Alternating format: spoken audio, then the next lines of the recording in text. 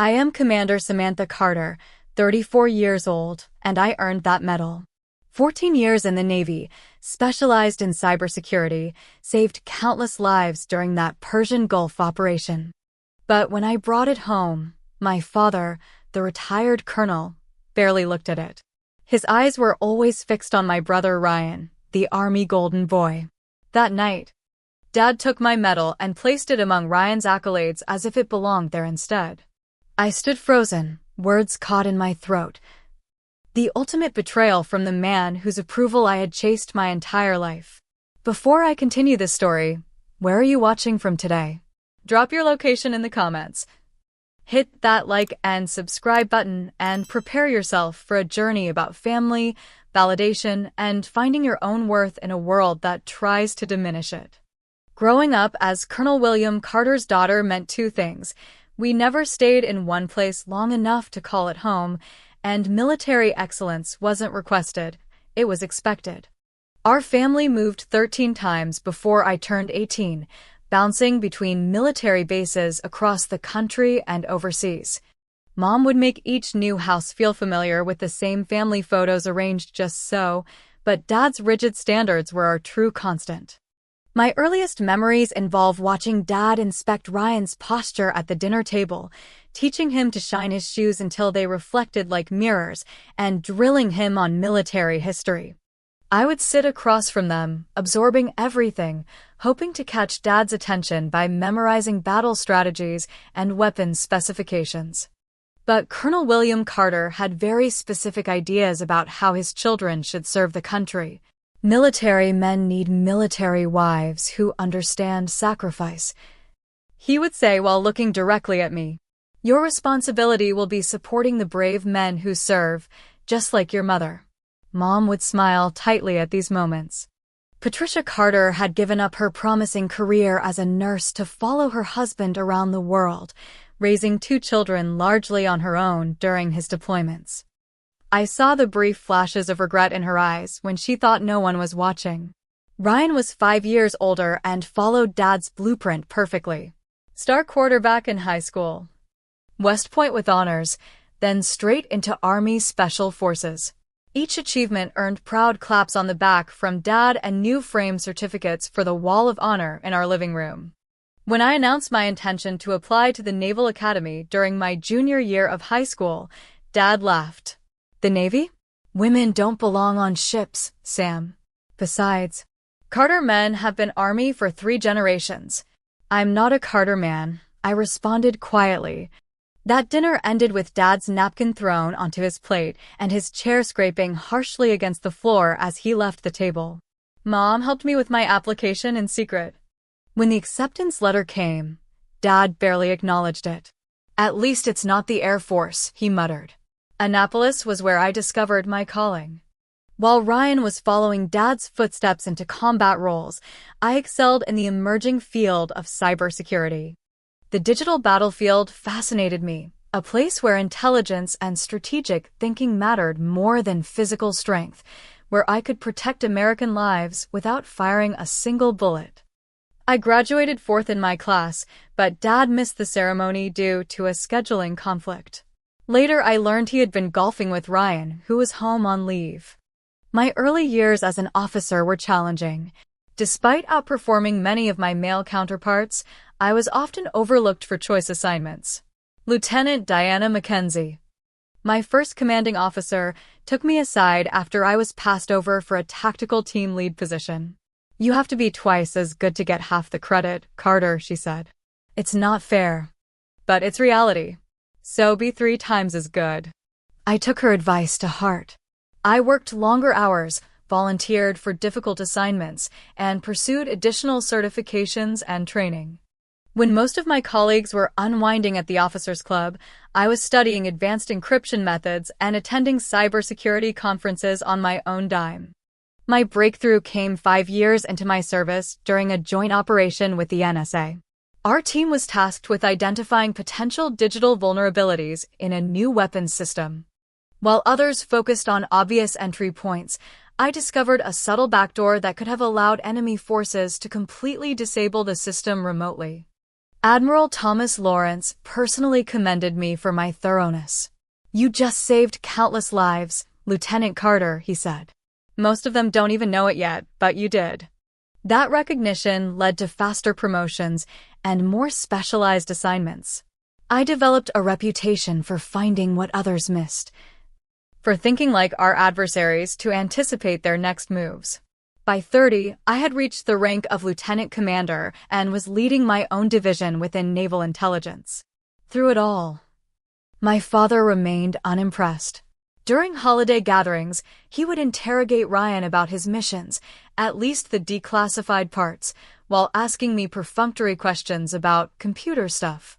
My mother would squeeze my hand under the table, her silent support the only acknowledgement of my achievements. During one particularly difficult Christmas dinner, Dad spent 20 minutes describing Ryan's recent promotion ceremony to extended family while completely omitting any mention of my own promotion that had occurred just a month earlier. Later, when I helped Mom with the dishes, she whispered, "He doesn't understand what you do, Samantha.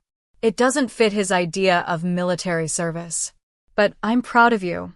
Her words helped, but they couldn't fill the hollow space where my father's approval should have been. Despite my growing success, part of me was still that little girl desperately trying to catch Colonel Carter's attention. By the time I reached my early 30s, I had established myself as one of the Navy's leading experts in cybersecurity countermeasures. I had published papers, developed new protocols, and trained hundreds of personnel. My reputation within military intelligence circles was solid, but none of that prepared me for what happened in the Persian Gulf, the mission that would change everything. The call came at 0200 on a Tuesday. I had been asleep for barely 3 hours after a 36-hour shift analyzing potential threats to our Pacific Fleet communications systems. "Commander Carter, we need you in the SCF immediately." Lieutenant Grace Bradley's voice was tight with urgency. 30 minutes later, I stood before a wall of screens displaying what appeared to be routine network traffic analyses from our naval bases in the Persian Gulf. Admiral James Wilson, commander of the 6th Fleet, addressed the hastily assembled team via secure video link. "We have reason to believe our systems in the Gulf have been compromised," he said without preamble. "Initial indicators suggest a sophisticated intrusion, possibly state-sponsored. We need to identify the extent of the breach and neutralize it without alerting the perpetrators." My team consisted of 7 specialists.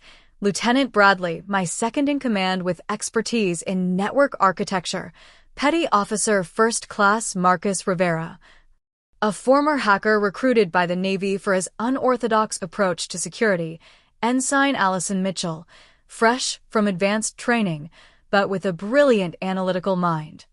Chief Warrant Officer Keith Powell, our hardware specialist, Lieutenant Junior Grade Tina Rodriguez, communications expert, and Senior Chief Petty Officer Leonard Thompson, a 20-year veteran with extensive field experience in signals intelligence. "Time is critical," Admiral Wilson continued. "We have intelligence suggesting a potential naval operation against our carrier group in 72 hours. If our systems are compromised, our people are sitting ducks." The weight of 12,000 sailors' lives settled onto my shoulders as I was given operational command of the cyber response. "We'll need complete access to all systems, sir," I said, "and permission to implement countermeasures without the standard approval chain. In this time frame, bureaucracy could cost lives." The Admiral's face revealed his discomfort, but he nodded. "Granted, Commander. This is your show." For the next 18 hours, we worked without breaks, diving deep into the network's architecture, looking for anomalies. Rivera spotted it first, a nearly imperceptible latency in command transmission that others might attribute to normal network congestion. "It's like watching someone's shadow when they think they're invisible," he explained, pointing to the data patterns. "There's something there that shouldn't be." By hour 24, we had identified the intrusion points, subtle modifications to the firmware of critical communication systems, The malicious code was designed to activate precisely when our ships would be most vulnerable, jamming communications and disabling defensive systems. "They're good," Mitchell said, admiration mixing with concern in her voice. "This would have been catastrophic." "But not as good as us," I replied, already formulating our response. The standard protocol would have been to simply remove the malicious code and patch the vulnerabilities. But that would alert our adversaries that we'd discovered their plan, potentially causing them to accelerate their timeline or seek alternative attack vectors. Instead, I proposed something riskier, a counter-intrusion that would feed false data to the attackers while we maintained control of our actual systems. We let them think their plan is working, I explained to the team. Meanwhile, we evacuate the targeted coordinates and position our assets to intercept when they make their move. Powell raised concerns about the complexity of maintaining such a deception. "One slip and they'll know we're onto them." "Then we don't slip," I said simply. The next 48 hours were the most intense of my career. We worked in shifts, constantly monitoring the adversary's interactions with our systems, feeding them carefully crafted misinformation while simultaneously hardening our actual defenses and coordinating with fleet commanders for the real-world response. The critical moment came at hour 67. Our monitoring systems detected increased activity from the hostile actors. They were initiating their attack sequence. Our carrier group, appearing vulnerable according to the false data we were feeding, was actually positioned optimally for defense, with additional support vessels that the enemy didn't know about. "They're taking the bait," Bradley confirmed, her eyes fixed on her monitor. The next 5 hours were a delicate dance of digital deception. We simulated communication disruptions and system failures while maintaining perfect situational awareness. When the actual attack came, a coordinated effort involving both cyber measures and physical assets, our forces were prepared. What could have been a devastating blow to our naval presence in the region instead resulted in the neutralization of the threat with 0 casualties on our side. The hostile vessels, realizing they had lost the element of surprise against a fully prepared defense, retreated rather than engaging in a battle they couldn't win. Admiral Wilson's face on the video screen showed rare emotion when I delivered our final report. "Commander Carter, I don't think I'm overstating this when I say you and your team just prevented what could have been the most significant naval disaster since Pearl Harbor." The official debriefing took another 12 hours. By the time I finally returned to my quarters, I had been awake for nearly 3 days straight. As I collapsed onto my bed, still in my uniform, I received one final message from Admiral Wilson's office. "Commander Carter is to report to Naval Support Facility Arlington upon return to CONUS for recognition of exceptional service." I was too exhausted to process what that meant. All I knew was that we had succeeded, our sailors were safe, and for once, I had led something that even my father might consider worthy of respect. 2 weeks after the Persian Gulf operation, I stood in my dress whites before a gathering of naval officers and officials at Naval Support Facility Arlington. The room was smaller than I had expected for such an occasion, about 50 chairs arranged in neat rows, a podium at the front, and the American flag standing proudly beside the Navy flag. Admiral Wilson had flown in specifically for the ceremony.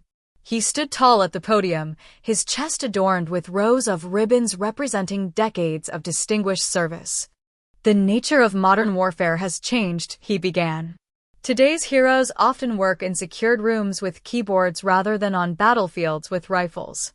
Their victories aren't marked by territory gained, but by threats neutralized before they materialize. Commander Samantha Carter exemplifies this new breed of warrior." As he described the Persian Gulf operation in broad, security-cleared terms, I found myself scanning the audience. My team sat in the front row: Bradley, Rivera, Mitchell, Powell, Rodriguez, and Thompson, each looking uncomfortable in their formal uniforms but beaming with pride. They deserved this recognition as much as I did. for exceptional service to the United States Navy and to her country, for leadership that directly saved thousands of lives, and for tactical innovation in the cyber domain. It is my honor to present Commander Samantha Carter with the Legion of Merit. The Legion of Merit.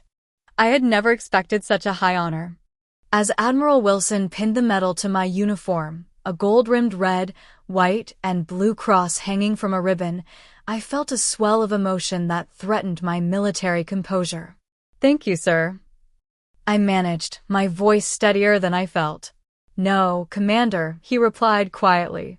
"Thank you." After the ceremony, there was a small reception. My colleagues surrounded me, offering congratulations and sharing inside jokes about our 72 hours of controlled chaos. Captain Daniel Lawrence, my direct superior, shook my hand firmly. "Well deserved, Carter. This will look good in your promotion packet. Commander to captain has a nice ring to it, don't you think?" The thought hadn't even occurred to me. Everything had happened so quickly. I hadn't considered how this recognition might affect my career trajectory. When I finally had a moment alone, I stepped outside and called my parents' home in Virginia. Mom answered on the third ring. "Samantha, how are you, sweetheart?" "I'm good, Mom. Really good, actually. I just received the Legion of Merit." The pause on the line told me she wasn't familiar with the decoration. "It's a pretty significant honor," I explained. "Only awarded for exceptionally meritorious conduct." "Oh, honey, that's wonderful. Your father just walked in." "William, Samantha's on the phone. She's received a special medal." "What was it called again, dear?" I heard the phone changing hands, my father's gruff voice replacing my mother's warmth. "What's this about a medal, Sam?" "The Legion of Merit, Dad. For the operation I led in the Persian Gulf." Another pause, this one heavier. "Legion of Merit, huh?" "For computer work." I closed my eyes, willing myself not to react to the dismissive tone. "It was a little more involved than that, Dad. Admiral Wilson said we prevented what could have been the worst naval disaster since Pearl Harbor." Well, congratulations. Ryan just got back from his deployment, too. He's being considered for the Silver Star for pulling 3 men from a burning vehicle under enemy fire. Of course, Ryan's achievements always took precedence. "That's great, Dad. I'm happy for him. When are you coming home?" "Your mother wants to do a family dinner. Ryan will be here for 2 weeks before his next assignment." I hadn't planned on going home immediately, but suddenly I needed to see my father's face when I showed him the medal. Maybe this would finally be enough. "I can fly in this weekend," I said. "I have some leave accumulated." Good. Good. Your mother will be pleased." "We'll see you then." After hanging up, I stood staring at the phone for several minutes. The glow of the ceremony had dimmed, replaced by the familiar anxiety that accompanied every interaction with my father. I had just received one of the highest honors of my career, yet I felt like a child again, desperately seeking approval. 3 days later, I boarded a flight to Virginia, my uniform carefully packed with the Legion of Merit securely in its presentation case. As the plane took off, I rehearsed what I would say to my father, imagining his face when he finally understood the significance of what I had accomplished. The fantasy sustained me through the flight, the car rental process, and the drive to my parents' suburban home in Alexandria.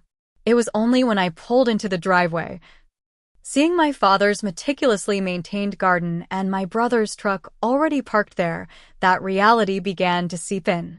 This was the moment of truth. After 34 years of trying to earn my father's respect, I finally had tangible proof of my value to the military he revered. Surely now he would see me. Mom opened the door before I could knock, enveloping me in a hug that smelled of her familiar perfume and the pot roast cooking in the kitchen. "My girl is home," she said, squeezing me tight. "And with a fancy medal, too." I hugged her back, the knot in my stomach loosening slightly. Whatever happened with Dad, I always had Mom's unwavering support. "Where's Dad?" I asked as she led me inside. In the den with Ryan. They're looking at maps from his deployment. You know how they get. I didn't know.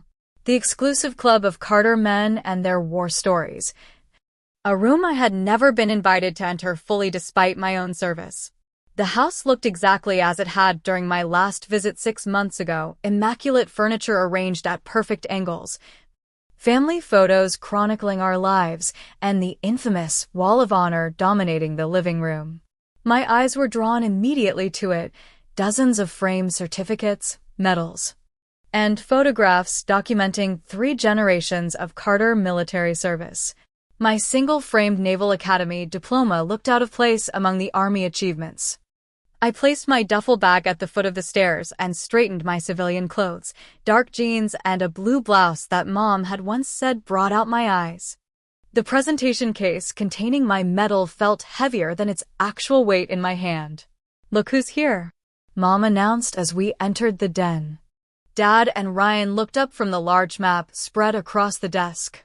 Dad, at 65, still maintained the rigid posture and commanding presence of his Army days. His hair had gone completely silver, but his blue eyes, the same color as mine, remained sharp and evaluating. Ryan, at 39, was essentially a younger version of our father, though the years of deployments had added lines around his eyes that aged him. Sam. Ryan broke into a genuine smile, crossing the room to give me a bear hug. Despite our father's favoritism, Ryan and I had managed to maintain a decent relationship. He wasn't responsible for Dad's attitudes. Good to see you, kiddo, he said, though I was hardly a kid at 34. Dad remained seated, offering a nod. Samantha, good drive in. No complaints, I answered, fighting the immediate shrinking feeling his presence always evoked. Sam got some big medal, Mom interjected, pride evident in her voice. What was it called again, honey? The Legion of Merit, I said, my voice stronger than I expected. Ryan whistled. That's impressive, Sam. What for?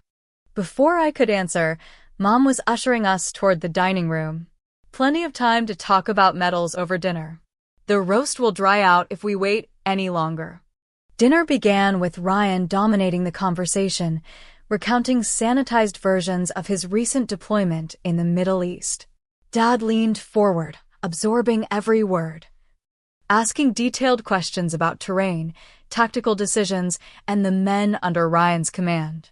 The visibility was near zero in that sandstorm, Ryan explained, gesturing with his fork. Anderson was hit and down, Peterson was pinned behind what was left of the Humvee, and Williams had a broken leg. I couldn't just leave them there. So you went back in? Dad nodded approvingly. That's what leaders do. The extraction team said they'd never seen anyone drag 3 grown men through 100 yards of open terrain under fire, Ryan finished. I just did what needed doing. That's my boy, Dad said, clapping Ryan on the shoulder. Carter men run toward danger, not away from it. The familiar phrase twisted something inside me. How many times had I heard that growing up? Carter men. Never Carter children. Never Carter soldiers. Always Carter men. Mom. Sensing the tension, or perhaps just wanting to give me some space in the conversation, turned to me. Tell us about your medal, Samantha. It sounds very important. All eyes shifted to me, and suddenly my mouth felt dry. I had rehearsed this moment repeatedly, but now the words stuck in my throat. It's for the cybersecurity operation I led in the Persian Gulf last month, I began. We uncovered a sophisticated intrusion in our naval communications systems that would have compromised an entire carrier group. Dad's expression remained neutral as I explained the operation in terms they could understand without violating security protocols, the 72 sleepless hours, the innovative countermeasures, the lives saved. Admiral Wilson said it prevented what could have been the worst naval disaster since Pearl Harbor, I concluded, echoing his words because they carried more weight than my own. That's amazing, Sam, Ryan said, and I could tell he meant it. Mom beamed. We're so proud of you, aren't we, William? Dad took a sip of his water before responding. Sounds like you did your job well. That's what we expect from officers. The minimization stung, but I pressed on. This was my moment. I brought the medal to show you, I said, retrieving the presentation case from my bag beside my chair. I opened it, revealing the gold-rimmed cross nestled against blue velvet. Mom gasped appreciatively. It's beautiful, Samantha. I handed the case to my father, watching his face carefully as he examined the medal. His expression revealed nothing as he turned it over in his hands. The Legion of Merit. He read from the certificate. For exceptionally meritorious conduct in the performance of outstanding services and achievements. He closed the case. Good work, Sam. Just good work. Not exceptional. Not outstanding. Just good. I felt the familiar disappointment settling in my chest. Dad, Ryan interjected, the Legion of Merit is a pretty big deal. It's higher than a Bronze Star. Dad nodded absently, still holding the closed case. Then, in a moment that would replay in my mind for months afterward, he stood and walked to the living room. We all followed, confused by the sudden movement. He stopped before the Wall of Honor, surveying the family legacy displayed there. Then, without a word, he placed my medal case on a shelf, not among his own accomplishments or in a new space for my achievements, but next to Ryan's display of honors. You've both served your country well, he said. The Carter family tradition continues. I stared at my medal, now positioned as if it were part of Ryan's collection rather than my own achievement. The message was unmistakable. My accomplishment only had value as an extension of the Carter legacy, not as my personal achievement. And even then, it belonged alongside my brother's honors. As if I were incapable of having my own section on the wall. Actually, Dad, I started, my voice tight, Who wants coffee? Mom interrupted, her voice unnaturally bright. I made your favorite apple pie, Samantha. Ryan caught my eye, a flash of discomfort crossing his face. He knew what had happened was wrong. But years of conditioning prevented him from challenging our father. Sounds great, Mom, he said, breaking the tension. I've been dreaming about your pie for months. I stood frozen, staring at my medal case nestled among Ryan's achievements. Words formed and dissolved in my mind, none of them appropriate for a family dinner. Finally, I simply nodded and followed them back to the dining room. The remainder of the evening passed in a blur. I smiled at the right moments, answered questions mechanically, and declined a second slice of pie despite it truly being my favorite. When I could politely escape, I retreated to my childhood bedroom, closing the door softly behind me. The room remained unchanged from my high school days, Naval Academy pennant on the wall, bookshelves lined with technical manuals and science fiction novels, and the small desk where I had studied late into the night to maintain perfect grades. It had once been my sanctuary. Now it felt like a museum to a person I no longer was. I sat on the edge of the bed, finally allowing the tears I had been holding back all evening. They came silently, years of disappointment flowing down my cheeks as I stared at the ceiling, wondering if anything would ever be enough for Colonel William Carter. Sleep evaded me that night. I stared at the glow-in-the-dark stars I had placed on my ceiling at 16, a small act of rebellion against my father's insistence that my room maintain military precision. The constellations I had so carefully mapped were now just faded dots, much like my hopes of earning my father's respect. Around 3 a.m, I gave up on sleep altogether. Sitting at my old desk, I opened my laptop and began reviewing reports from my team back at base, anything to occupy my mind with work that valued my contributions. Lieutenant Bradley had sent an update on the implementation of our new security protocols across the fleet. The countermeasures we had developed were being standardized throughout naval operations, potentially saving countless lives in future scenarios.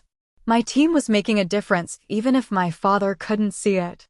At 6, I heard movement in the kitchen, Mom starting her day as she always had, making coffee and planning meals. I changed into running clothes and headed downstairs, hoping to escape the house before Dad woke up. Mom looked up from the coffee maker, her smile fading when she saw my face. I knew I looked terrible, eyes puffy from crying and lack of sleep. You didn't sleep, she said. It wasn't a question. I'm fine, Mom. Just going for a run. She poured coffee into a travel mug and handed it to me. Drink this first. And Samantha, she hesitated. Your father doesn't mean to be the way he is. He just doesn't understand your world. He doesn't try to understand it, I replied, the words sharper than I intended. Mom sighed. No, he doesn't. But that medal, it really is a tremendous achievement. I'm so proud of you. Thanks, Mom. I accepted the coffee and her hug, wishing her approval could fill the hole where my father should have been. I ran 5 miles that morning, pushing myself harder than necessary, as if I could somehow outrun the disappointment that had followed me home. When I returned, Ryan was in the kitchen with Mom, helping with breakfast preparations. Morning, Sam, he said cautiously. You okay? I'm fine, I lied, pouring another cup of coffee. Listen, he lowered his voice. What Dad did with your medal last night, that wasn't right. I can talk to him. The offer was sincere, but it only highlighted the absurdity of the situation. My older brother still needed to intercede for me with our father, as if I were a child instead of a decorated naval officer. Don't bother, I said. I'm leaving after breakfast anyway. Got called back to base. Another lie, but I couldn't bear another day in this house. Breakfast was mercifully brief. Dad read his newspaper, commenting occasionally on world events with the authority of someone who believed his military experience gave him unique insight into all international relations. I picked at my eggs, responding with noncommittal sounds when directly addressed. You're awfully quiet, Sam, Dad finally said, folding his paper. Just thinking about work, I replied. Actually, I need to head back today. Something came up. Already? You just got here. Mom looked disappointed. Duty calls, I said, the irony of using his favorite phrase not lost on me. You know how it is. Dad nodded approvingly. Responsibility first. That's the military way. It took everything in me not to laugh bitterly at his words. When had he ever approved of my sense of military duty before? I packed quickly, hugged my mother goodbye, and endured a stiff handshake from my father. Ryan walked me to my rental car. That medal really is impressive, Sam, he said as I threw my bag in the trunk. What you did, saving all those sailors without firing a shot, that takes a different kind of courage than what Dad understands. Thanks, Ryan. I meant it. Good luck with your silver star. Keep in touch, okay? And don't let Dad get to you. He's from a different era. I nodded, not trusting myself to speak further. As I drove away, I watched my childhood home grow smaller in the rearview mirror, the weight on my chest only slightly lighter than when I had arrived. I drove straight to Andrews Air Force Base, where I caught a military transport back to my duty station. Throughout the flight, I questioned my career choices, my need for parental approval at 34, and whether I would ever feel truly valued for my contributions. Upon returning to base, I threw myself into work with renewed intensity. If I couldn't earn my father's respect, I would at least continue to excel at my job. The days blurred together, endless meetings, training sessions, security briefings, and system evaluations. A week after returning, Lieutenant Bradley caught me leaving the office well past midnight. Commander, a word, she asked, falling into step beside me. What is it, Lieutenant? Permission to speak freely, ma'am? I sighed. Granted. You're working yourself into the ground, and it's affecting the team. Since you returned from leave, you've been different. More driven, but also more distant. Her observation caught me off guard. I prided myself on maintaining professionalism regardless of personal circumstances. I appreciate your concern, Lieutenant, but I'm fine. With all due respect, ma'am, you're not. And we need you at your best. I stopped walking and faced her directly. Lieutenant Grace Bradley had been with me for 3 years, a brilliant officer with impeccable judgment. If she was raising concerns, they were valid. It's personal, Grace. Family stuff. She nodded. I figured as much. After everything you accomplished here, that medal, the protocols now being implemented fleet-wide, if you came back looking like you've been defeated. It had to be something outside of work. Her insight was uncomfortably accurate. My father was less than impressed with the Legion of Merit, I admitted. He basically gave it to my brother. Bradley's expression shifted from concern to disbelief. He what? Put it on the shelf with my brother's medals. As if it weren't mine to begin with. That's... She searched for an appropriate word. Completely unacceptable, ma'am. The simple validation in her statement broke something loose inside me. For the first time since that dinner, I felt seen. Yeah, I agreed softly. It is. Commander, I don't mean to overstep, but what you did, what we did together, saved thousands of lives. That medal represents real achievement, regardless of who understands its value. Before I could respond, my secure phone buzzed. At this hour, it couldn't be routine. Commander Carter, I answered. Commander. This is Captain Lawrence's office. You're needed in Washington immediately. A transport has been arranged for 0600 tomorrow. May I ask what this is regarding, sir? The Pentagon, Commander. That's all I can say over this line. You'll be briefed upon arrival. The call ended, leaving me staring at Bradley in confusion. The Pentagon, she asked, having overheard the conversation. Apparently. No details. Maybe they're finally implementing those advanced protocols you proposed last year, she suggested. Maybe, I agreed. Though something in the captain's tone suggested this was more significant than a technical consultation. The next morning, I boarded a military transport to Washington, my mind cycling through possible scenarios. Had there been another breach? Was I being called to testify before a congressional committee? Or was this related to my upcoming promotion review? None of my speculations prepared me for what awaited at the Pentagon. The Pentagon never fails to impress, no matter how many times you've walked its corridors. The sheer scale of the building, the sense of purpose that permeates every interaction, the weight of national security decisions made within its walls, it creates an atmosphere unlike anywhere else in government. I was escorted from the visitor's entrance by a young Navy lieutenant who maintained a respectful silence about the purpose of my summons. He led me through security checkpoints and down corridors until we reached a set of double doors guarded by 2 Marines in dress blues. Commander Carter reporting as ordered, I told them. Still completely in the dark about what awaited me. One of the Marines opened the door, and the lieutenant gestured for me to enter. They're expecting you, ma'am. I stepped through the doorway and froze. Instead of the small conference room I had anticipated, I found myself at the threshold of a large auditorium filled with high-ranking military officers, civilian officials, and what appeared to be press representatives. At least 300 people all turned to look as I entered.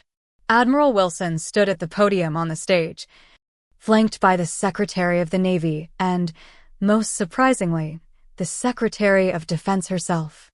Behind them, a large screen displayed what I recognized as satellite imagery from our Persian Gulf operation, alongside photographs of my team during our 72-hour cyber battle. Commander Carter has arrived, Admiral Wilson announced. Please, Commander, join us on stage. In a daze, I made my way down the center aisle, acutely aware of every eye following my progress. As I approached the stage, I noticed the front row was occupied by familiar faces, my entire team, all in their dress uniforms, grinning at my obvious confusion. Lieutenant Bradley gave me a subtle thumbs up as I passed.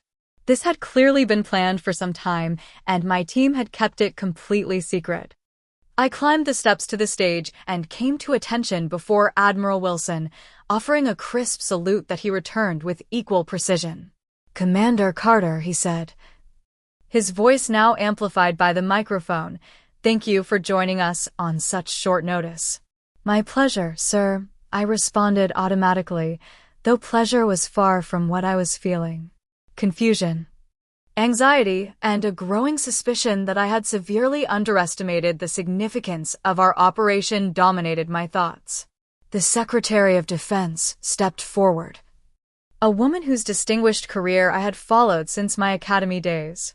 Sharon Marshall had broken numerous glass ceilings throughout her military and political career, and her presence at this event, whatever it was, suggested an importance far beyond what I had imagined. Ladies and gentlemen, she began. The nature of warfare has fundamentally changed in the 21st century. While we continue to honor the courage of those who face physical danger on traditional battlefields, we must also recognize that some of the most consequential battles are now fought in the digital domain, where the warriors never fire a shot yet protect countless lives. She gestured toward the screen behind her, where the satellite imagery was now replaced by complex network diagrams familiar from our operation. 1 month ago, a hostile foreign power attempted what would have been the most devastating attack on U.S. naval forces since Pearl Harbor. Their plan was sophisticated, years in development, and very nearly successful. A murmur ran through the audience as the secretary continued. What they didn't account for was Commander Samantha Carter and her team of cyber warfare specialists, who not only discovered the intrusion, but developed an unprecedented countermeasure strategy that has now become the gold standard for our defensive protocols throughout all branches of service. The screen changed again, showing the broader strategic implications of what we had accomplished: force deployments, diplomatic tensions, and intelligence assessments that had been entirely withheld from us during the operation itself. What Commander Carter and her team could not have known at the time was that this was not an isolated attack. It was the first move in what intelligence indicates was a coordinated plan to destabilize U.S. military presence throughout 3 critical regions. By neutralizing this initial cyber attack so effectively, and more importantly, without alerting the perpetrators that we had detected their broader strategy, Commander Carter's team provided our intelligence community the time needed to uncover and disrupt the entire operation. I felt lightheaded as the full implications became clear. Our 72-hour battle had consequences far beyond what we had been told. Admiral Wilson stepped forward again. Commander Carter was previously awarded the Legion of Merit for her role in this operation. Today, with the declassification of certain aspects of this event, we can more fully recognize the significance of her achievement. The Secretary of Defense returned to the microphone.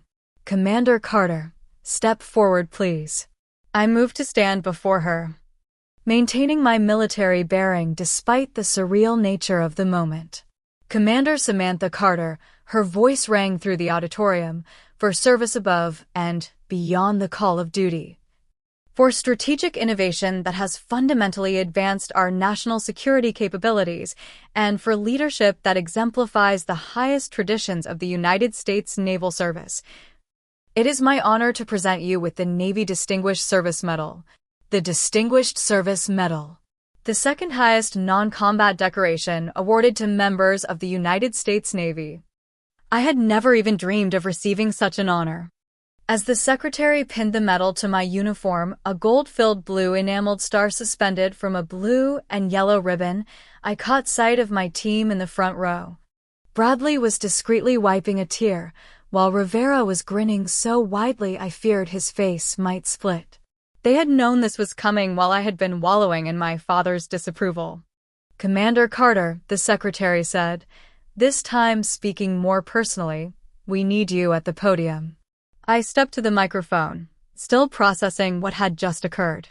The sea of faces before me, admirals, generals, civilian leaders, press representatives, all waited for my response. In that moment, my father's dismissal of my achievements seemed impossibly small and distant. Here were the leaders of the most powerful military in the world, gathered specifically to recognize what I had accomplished. The validation I had sought from one retired colonel seemed suddenly insignificant compared to this room full of my actual peers and superiors who understood precisely what my team had achieved. "Thank you, Madam Secretary," I began, finding my voice. "This honor is overwhelming, and while I stand here receiving it, I must emphasize that the success of our operation was the result of an extraordinary team effort." I went on to acknowledge each member of my team by name, describing their crucial contributions. I spoke about the changing nature of warfare and the importance of adapting our military thinking to new types of threats. I thanked my early mentors and the leaders who had given us the autonomy needed to implement our unconventional strategy. Throughout my improvised speech, I felt a weight lifting from my shoulders, the burden of seeking approval from someone who would never fully understand or value my chosen path. For the first time in my career, perhaps in my life, I felt completely secure in my own accomplishments, validated not by family legacy but by the meaningful impact of my work. As I concluded my remarks, the audience rose in a standing ovation. The sound washed over me, not just applause but affirmation that I had found my place, not as Colonel Carter's daughter trying to fit into his narrow definition of military service, but as Commander Carter, cyber warfare specialist, protector of sailors who would never know how close they had come to disaster. "Commander Carter," the Secretary of Defense said as the applause finally subsided, "your strategic innovation is already being implemented across all branches of service. We need you to lead a new joint task force focused on developing the next generation of cyber defense protocols. Your country needs you, Commander." As the ceremony concluded and I stepped down from the stage, I was surrounded by admirals and generals offering congratulations and, more significantly, discussions of future collaborations. My career path had just been dramatically altered, opening doors I hadn't known existed. In the midst of this professional whirlwind, I spotted Lieutenant Bradley approaching with a slight smile. "Permission to speak freely again, Commander?" "Always, Lieutenant. I took the liberty of calling your mother this morning. Told her to turn on the Defense Department's live stream at 1000 hours. I stared at her, processing the implications. "You didn't." "I did," she confirmed. "Your father's medal shelf just got a lot more inadequate, ma'am." For the first time in days, I laughed, a genuine, unburdened laugh that felt like release. "Thank you, Grace, for everything." As the crowd began to disperse, Admiral Wilson approached with a final comment. "Commander, we'll need you back here tomorrow at 0800 to begin briefing on the Joint Task Force. I suggest you get some rest. The real work is just beginning." I left the Pentagon that afternoon with a Distinguished Service Medal on my uniform and a new sense of purpose that had nothing to do with proving my worth to anyone but myself. I returned to my hotel room in a state of disbelief, carefully placing the Distinguished Service Medal beside the Legion of Merit in my travel case. 2 major decorations in the span of a month, a career achievement by any standard. The enormity of the day's events was still sinking in when my phone rang. "Commander Carter," I answered. "Samantha." My mother's voice was thick with emotion. "Oh, Samantha. We saw everything on the live stream. Why didn't you tell us?" "I didn't know myself, Mom. It was a complete surprise." It was incredible. The Secretary of Defense herself. And everything they said about what you did, we had no idea it was so significant. I heard movement in the background. Then my mother's muffled voice, "No, William, let me finish talking to her first." "Is Dad there?" I asked, my stomach tightening reflexively. "He is," she replied cautiously. He wants to talk to you, but I told him I needed a moment first." She paused. "Samantha, I'm in Washington. I got on the first flight after Lieutenant Bradley called. I'm at Reagan National now." The news caught me completely off guard. "You're here? In D.C.? "Yes." I couldn't.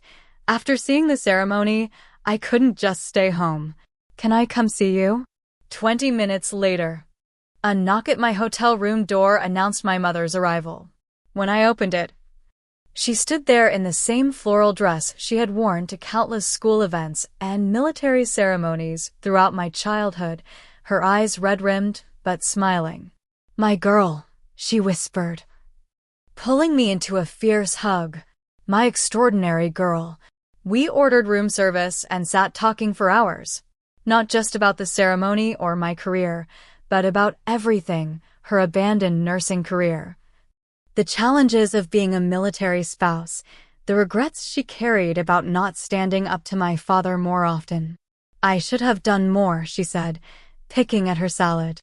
"When he dismissed your accomplishments or pushed you toward a more appropriate path for a woman.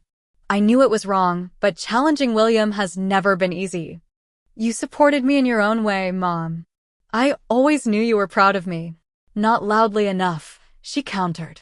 "I watched that ceremony today, heard what you really did, saving all those lives, changing how the military handles these threats, and I realized how much I've missed by letting your father's perspective dominate our family." She reached across the table and took my hand. "I'm sorry, Samantha. And I'm so incredibly proud of the woman and the officer you've become. Not despite going your own way, but because of it." Her words healed something in me that I hadn't realized was still so raw. My mother's quiet support had always been a constant, but her explicit acknowledgement of my path meant more than I could express. As the evening wore on, Mom finally addressed the elephant in the room. "Your father watched the whole ceremony too." "He didn't say much during it, but afterward." She hesitated.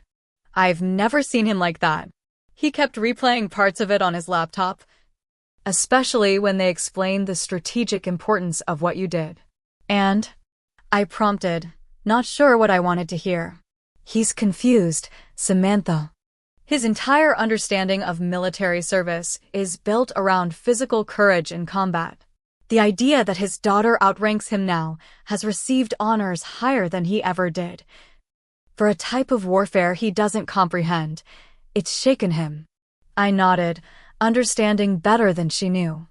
My father's identity was so thoroughly entwined with his specific concept of military service that acknowledging the validity of my different path would require him to reconsider fundamental aspects of his worldview. "He wants to see you," Mom continued. "He's still in Virginia, but he asked if you would come home again before returning to your duty station." The request surprised me. Colonel William Carter rarely asked for anything, especially not a second chance at a conversation. "I'll be here for several days for briefings and planning sessions," I explained. "But I could drive down this weekend." Mom nodded, relief evident in her expression. That would mean a lot to him. To both of us. After she left to check into her own hotel room, I stood at the window overlooking the Washington Monument illuminated against the night sky. The city below represented the heart of the government I had sworn to protect. The strategic center I had helped secure through my unconventional battlefield. My phone buzzed with a text from Lieutenant Bradley. "Congratulations again, Commander. Team's celebrating your promotion at O'Malley's. Join us if you can." I smiled, realizing I had found my true military family in the teams that understood and valued my contributions. Whatever happened with my father this weekend, I now knew my worth wasn't dependent on his recognition. The weekend arrived quickly, filled with intensive briefings about the new joint task force I would be leading. By Saturday afternoon, I was driving south on I-95 toward Alexandria, my dress uniform hanging in the back seat for an event at the Pentagon the following Monday. This time, as I pulled into my parents' driveway, I felt different, not the anxious daughter seeking approval, but a decorated naval officer secure in her achievements. Ryan's truck was notably absent, leaving just my parents' sedan in the driveway. Dad opened the door before I could knock, standing straighter than usual in a pressed shirt and slacks, as if preparing for an inspection. "Samantha," he said, his voice gruff but uncertain. "Come in." The house felt different too, or perhaps I was the one who had changed. The wall of honor caught my eye immediately as we entered the living room. Something was different. It took me a moment to realize what my Legion of Merit was no longer positioned with Ryan's decorations. Instead, a new section of the wall had been cleared, with both my Naval Academy diploma and the Legion of Merit displayed prominently. "Your mother rearranged things," Dad explained, following my gaze. "Said it was long overdue." Mom emerged from the kitchen, giving me a quick hug before announcing, "I'll let you two talk. I'll be upstairs if you need me." Her strategic retreat left Dad and me alone in the living room, the weight of decades of misunderstanding hanging between us. "I saw the ceremony," he finally said, gesturing for me to sit. "The Distinguished Service Medal. That's significant." "Yes, it is," I agreed, taking a seat but maintaining my posture. "I didn't understand," he continued after a moment. "What you do, the importance of it. In my day, warfare was physical. You could see the enemy. Measure ground taken or lost." He ran a hand through his silver hair, a rare gesture of discomfort from the usually composed colonel.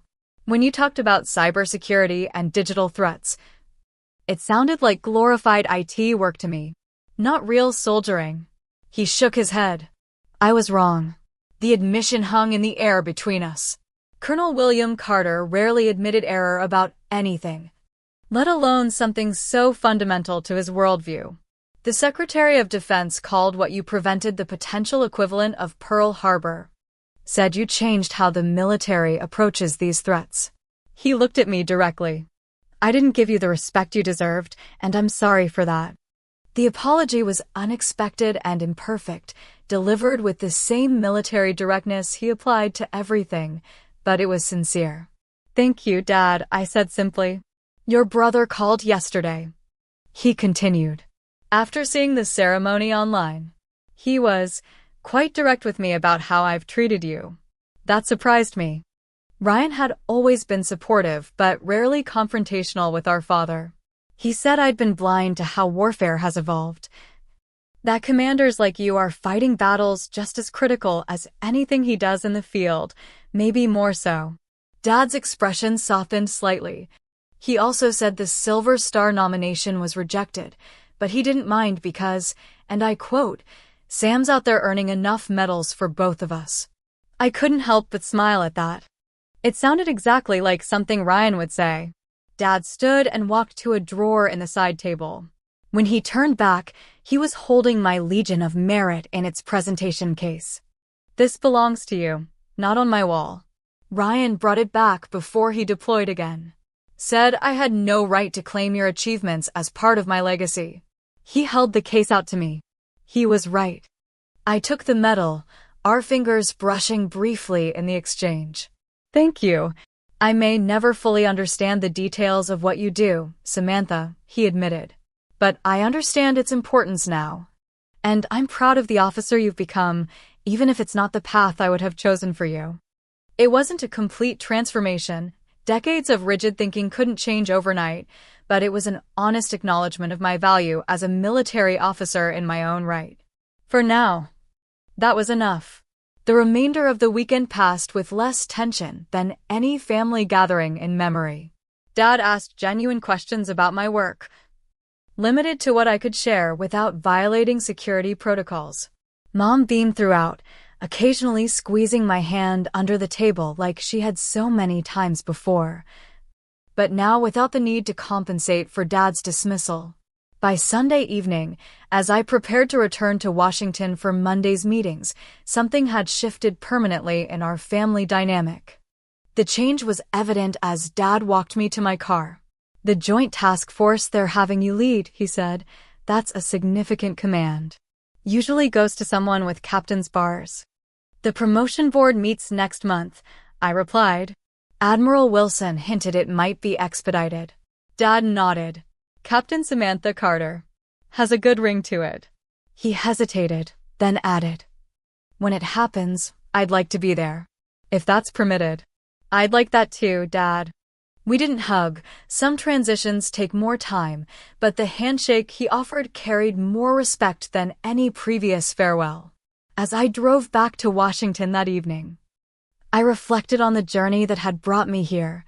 The medal in my bag represented not just my professional achievement, but a personal victory, the beginning of a new understanding with my father, and, more importantly, a new understanding of myself. 2 months later, I stood in my new office at the Pentagon, unpacking the few personal items I had brought to personalize the space. The Distinguished Service Medal and Legion of Merit, now joined by the captain's bars on my uniform, were displayed not on a wall but on my desk, visible reminders not of family legacy, but of challenges overcome and lives protected. A knock at the door interrupted my arrangement efforts. Lieutenant Bradley, now Lieutenant Commander Bradley, following her own well-deserved promotion, stood at attention in the doorway. "Captain Carter, the Joint Service Team is assembled in the conference room. We're ready when you are." "Thank you, Commander," I replied, straightening my uniform. "Let's get to work." As I followed her down the corridor toward my new command, I realized that the medal my father had once dismissed had led me to exactly where I was meant to be. Not as Colonel Carter's daughter, but as Captain Samantha Carter, cyber warfare specialist, task force commander, and officer charting her own course in a changing military landscape. The validation I had sought for so long had always been there in the lives saved, the missions accomplished, and the respect of those who understood the importance of the battles fought in the digital domain. My father's recognition, while healing, was simply the final piece falling into place in a life defined by service on my own terms. Have you ever had to forge your own path despite family expectations? I'd love to hear about your experiences in the comments below. How did you find validation when those closest to you didn't understand your choices? Please share your stories. Like this video if it resonated with you, subscribe for more real-life journeys, and remember that true worth comes from within, not from others' approval. Thank you for joining me today. And may you find the courage to stand firm in your own accomplishments, whatever form they take.